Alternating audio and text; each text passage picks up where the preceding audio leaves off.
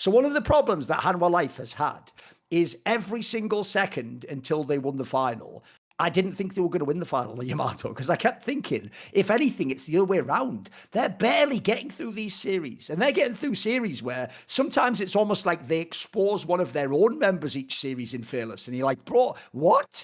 And also, even though on paper they should have been the best team, you know, right out the gate, they never were. They sort of worked up into it, and actually they aren't, like, even though on paper they're a super team, they don't play like a super team. They're not the team that's just like dusting you off all over the place. In fact, the joke I thought when both times they played Gen G is sometimes Gen G would be the Hans team who was actually just smashing them, etc. So the thing is, when you were watching it, it was easy to go, they're sort of fluking it. They're getting by with a bit of luck here, you know.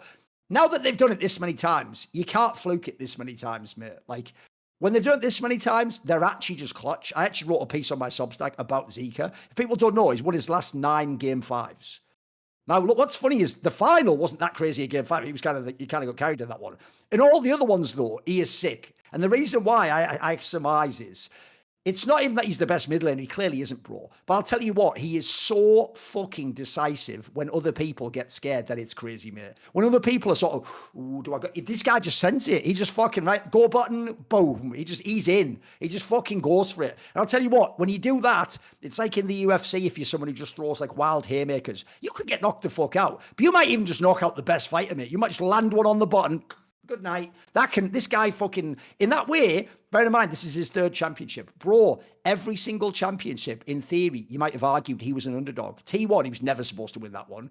It was going to be the Gen G Golden Road. No one could ever beat them. You could barely beat them in a BO3 at that time, mate. No one was ever going to beat that team. And then this one now, mate, Gen G's played them already. They've seen them in Fearless Draft. They've been all the way. By the way, Chovy was awesome in the odd game at times. Like, if anything, now's the time when it's like, well, you know, really good split by Hanwha Life. You got it together at the end.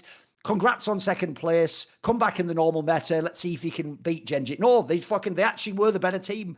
And then last thing I'll just throw in is, we could do a whole thing on this separately, but I'll seed it now. It is the obvious narrative.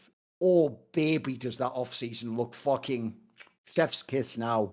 I told everyone, mate, Zeus is built different. He's not just a top laner. He brings so many things to what he brings as a top laner that are just like intangibles that you don't see like directly on a stats page, you know. So thoughts on Hanwha Life actually being, they might be the best team in the world, mate. They actually might be the best team in League of Legends. Thoughts?